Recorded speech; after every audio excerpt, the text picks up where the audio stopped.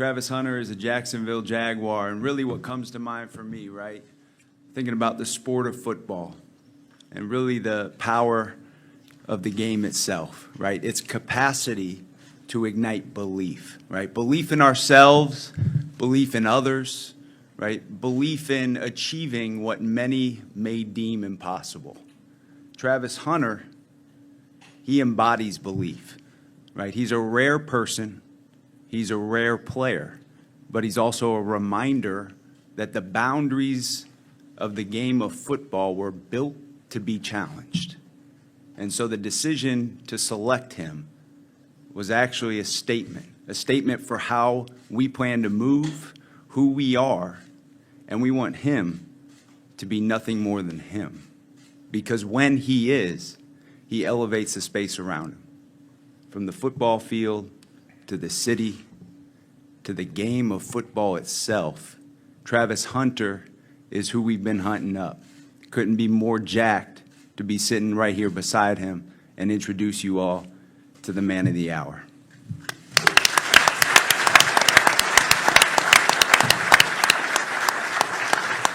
Thank you, James. As we get into the Q&A here with the media, please direct your questions to Liam, James, or Travis, and identify yourselves, and we can begin the learning process. Also mention your affiliation, too, if you could. And so let's begin. Who's got the first question? Let's go with Mark.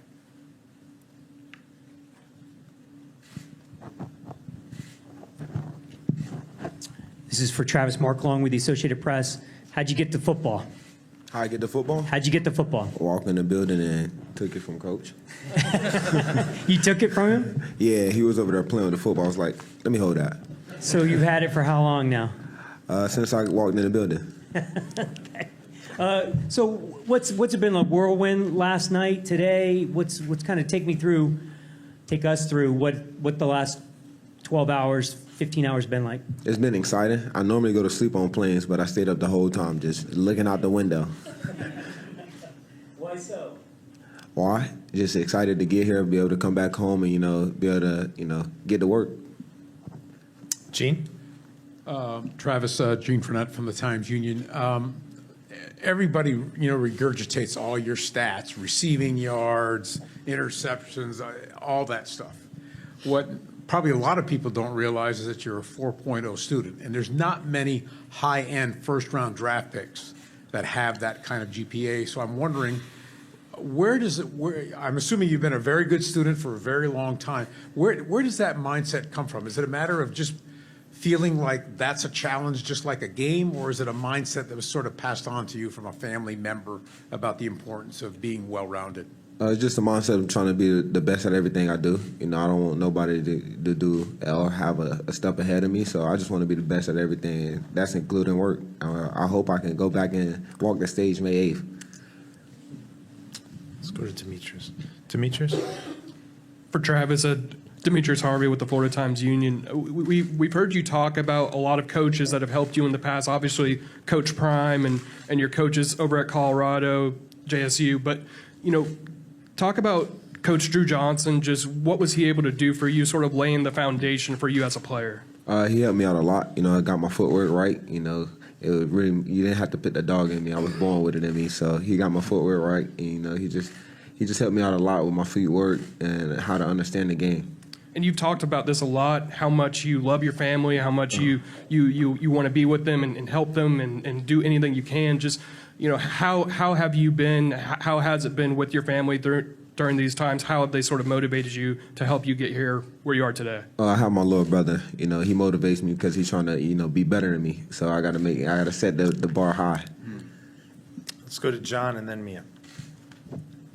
For Travis, John Shipley with On SI. Travis, just what does it mean to you seeing, a team have that kind of commitment and faith to go up and get you and do what they have to do and have you be their guy the whole process? I mean, it gives me a sense that they believe in me. They trust in everything that I've done this far. So I just got to go out there and prove them right. For Travis, Mia O'Brien, 1010XL. Great to meet you in person. Yes, ma'am. Favorite class you took at Colorado or Jackson State? Favorite class? I couldn't really tell you I have a favorite class because I just got the work done. But You have like a favorite subject, like growing up, or? My favorite subject growing up was math. I'm super good at math, but not really. I don't have a really favorite class or favorite subject. Okay, one more on the school front. For you, walk us through this idea of you were born in West Palm Beach. You were once upon a time almost going to go to Florida State. To come back to Florida, is there this sense of maybe destiny? And what have the emotions of specifically coming here meant to you in the last 24 hours? It meant that I can fish year-round. It's hot here. And I get to see family all the time. Two-Wig? Hi, Travis. Tony Wiggins with Locked On Jaguars. I'm going to give you a hypothetical real quick because of your competitiveness. It's 4th and 7. You break the huddle, it's one-on-one, and Travis Hunter, the wide receiver, sees Travis Hunter, the corner, across from him, and the ball's coming your way. Which one of y'all comes down with it? Travis Hunter.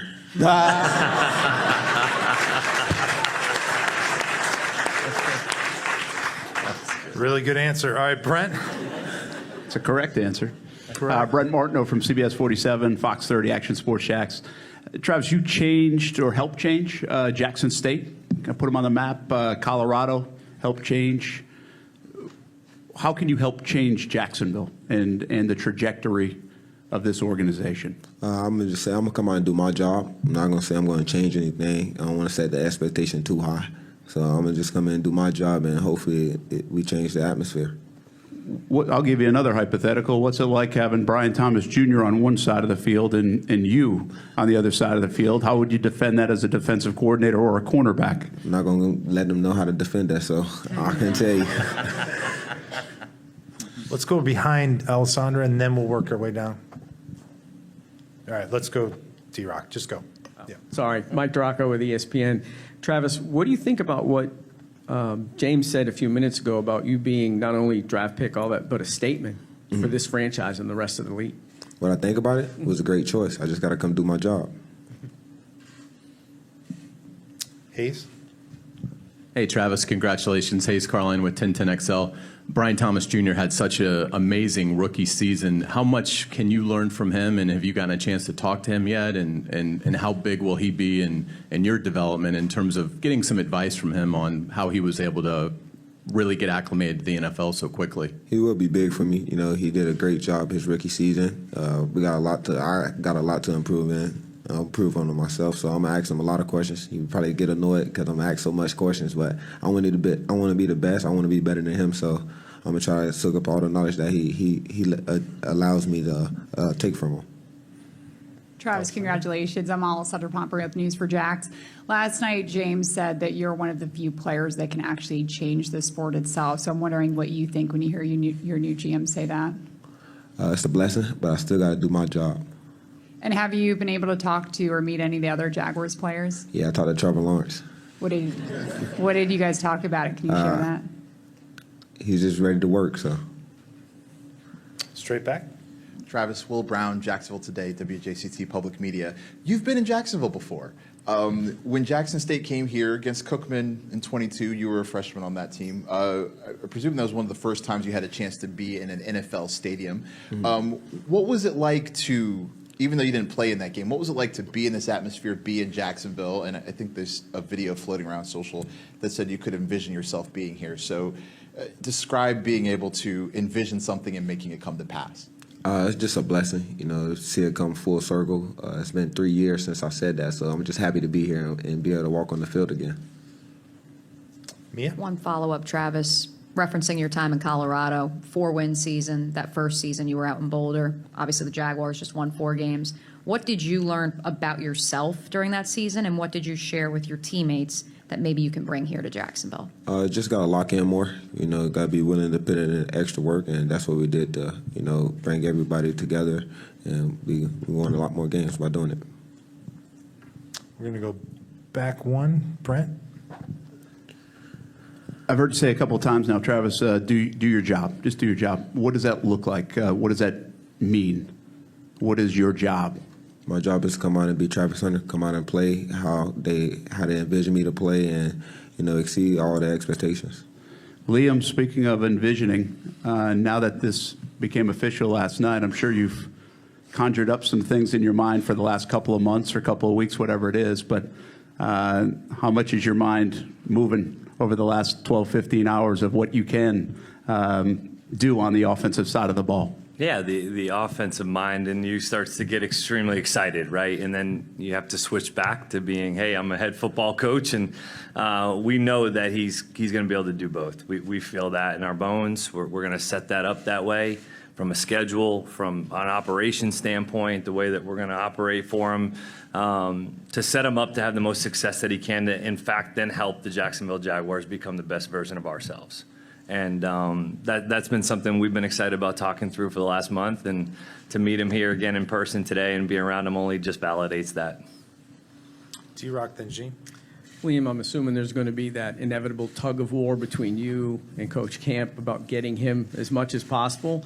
Does the head coach automatically win that? Have you guys sort of like talked that through yet already? Yeah, no? we have. We've had those conversations, and we have to be fluid. We kind of mentioned this last night in terms of from a scheduling standpoint, all those things. We have it laid out, but we also have to have the ability to be agile and be fluid on specific days. If we didn't feel like you got enough work on one side of the ball the previous day, then we need to be able to move forward and get them those reps the next day. So, I think both Camp and I and Grant are all on the same page about, hey, how is this thing going to work? What do we want it to look like? Well, we want it to look like what it looked like at Colorado. And that would be pretty good for us. Gene, please. Travis, obviously coming into the NFL, just that in itself is enough motivation for you to do your best. I'm wondering, is there any extra motivation because the Jaguars sacrificed a lot of draft capital just to move up 3 spots to get you? Yeah. It's definitely a lot of motivation. They sacrificed a lot to get me. That means they believe in me, and that just validates that I need to go ahead and just do my job. Mark? Travis, you mentioned last night that you were house hunting, that you looked. Did you find something already? No, I'm still looking, but I found a couple houses. And what does it look? What does the rest of this weekend or next week look like for you in terms of getting acclimated and adjusted and settled? I'll probably just grab the playbook, get my boats shipped down here, and get on the water. And then James, you guys talked about getting sports science involved. Does that? Can you give a rookie extra time if he's going to play 100 snaps? Do you give him extra rest during the week to get him ready for the next 100 snaps? How does that work? Yeah, there's a lot of layers to that. Certainly, we have to operate within all measures in compliance with league mandates. But at the same time, yeah, there's a certain level of recovery and preparation in order to take on the workload that he's about to sort of take on. And I can say, right, I think the first question came from Gene today around the football, right? I think it was you. Yeah. Okay. It was you. Yeah. Just don't mix the two of you guys again. You may have, I don't know who it was that asked about the ball. It sure is. But I don't know who it was that asked about the football last night, but it didn't take long for Travis to produce his first takeaway, right? So it's gonna be a fun go if that's what we see here on the horizon. But again, it's got a lot of layers to the sports science front and making sure that, we're operating on all cylinders. Justin. Travis, last night James talked about being bold and having confidence and kind of lacking fear and not letting that, mold his life. I wanted to ask you about your confidence coming in. You said you want to play both ways. They want you to play both ways. Where did that confidence come from, and how long did it take you to kind of develop it? I kind of developed my confidence at a young age. I started playing football when I was 4. I had older cousins, so they used to bully me, and I was the youngest out there playing football with them. So I had to get that confidence. I'm not going to let y'all bully me and push me around. So that's just how I go about life. I'm not going to let anybody push me around and tell me what I can't do. I'm just go out and show them. Okay, we're going to do a couple more. Let's go down to Hayes if we can with that mic, please. James, you mentioned something last night that Travis asked some really good questions that showed his football curiosity. Can you give us some details on kind of things, those conversations?